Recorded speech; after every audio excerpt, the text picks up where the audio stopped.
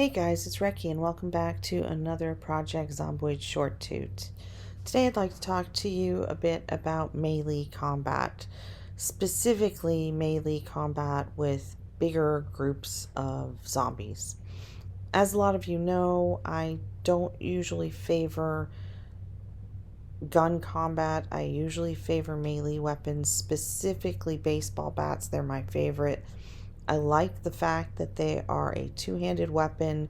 They have a little bit of range so the monsters don't have to get close to you before you hit them.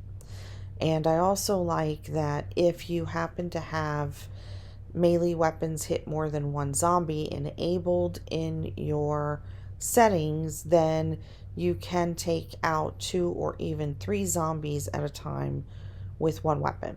And this also works with the shovel. It works to some extent with two-handed bladed weapons such as the axe or the pickaxe, which are weapons that I will typically use as backup weapons in a pinch. Also works with most of the weapons from the sporting goods store. The best ones for damage that are not the baseball bat are the canoe paddle and the hockey stick. The rest of them, like the badminton racket and the tennis racket, are only so-so. But if you're stuck and you don't have any other weapon, then, they'll do in a pinch. I prefer the baseball bat because, like I said, it can cover more than one zombie at a time. It has a reasonably good knockback. It can throw zombies to the ground, and if they're on the ground, you can step on them to prevent them from getting up while other zombies close with you. So it gives you a bit more leeway in how you handle your groups.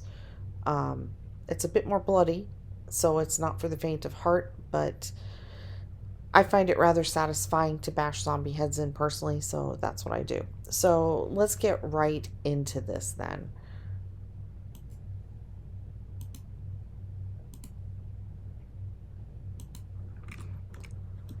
So as you can see here, I'm in a parking lot with a rather large group of zombies. I think there's about 15 of them.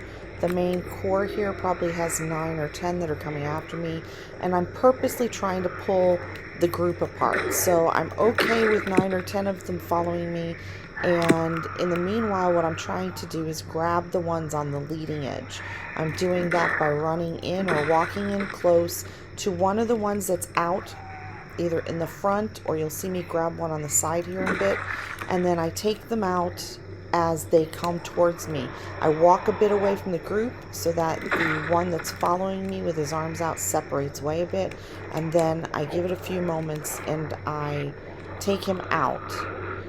And you'll see here it gives me a bit of distance between the group and the one that I'm dealing with.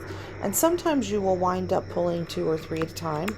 And sometimes, as here, you'll see I'm having some trouble. I'm not sure why I was having some trouble, but I did not turn around cleanly. I didn't have him in my sights cleanly, and I wound up having to push him away. But the fact that there was some distance between him and the main group really helped me correct the error that I made there.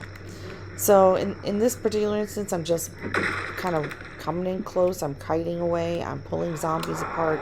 And in this one here, I have pulled 3. And all you can do in that instance is just kind of beat at them or use your space bar to push them down and hope that you do enough damage to separate them and kill them one at a time like I just did. Your space bar is your friend. If you don't know what to do with a zombie, hit your space bar. It tries to knock them to the ground. One of the tactics that I like to use is to knock a zombie to the ground and then stand on him.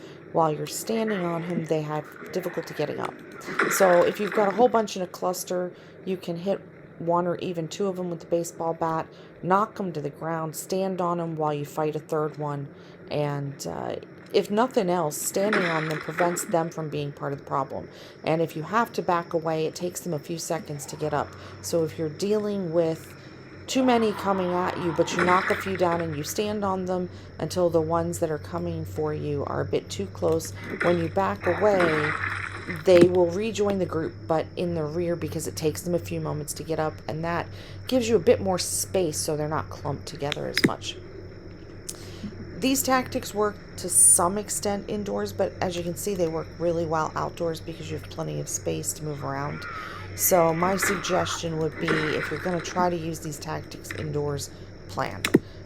They work to some extent for me in the lower level of the Louisville Mall, but once the zombies started dropping off of the upper levels, I started having trouble being flanked and wound up having to run outside. And that's another thing you want to keep in mind when you are fighting indoors, is always try to make sure that your exits are clear and have multiple exits so that you can run out of danger, because sometimes you just get surrounded.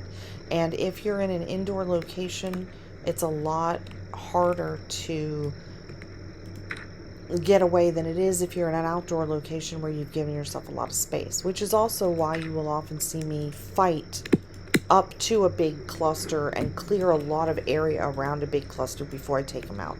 Or you'll see me as I'm walking into town, I will kill zombie stragglers until I get into town so that I can back up without having to worry about anything being behind me, unless it's, you know, coming out of the woods or something. That's all I got for now. I think that pretty much covers most of what's on my mind. I will probably do another video.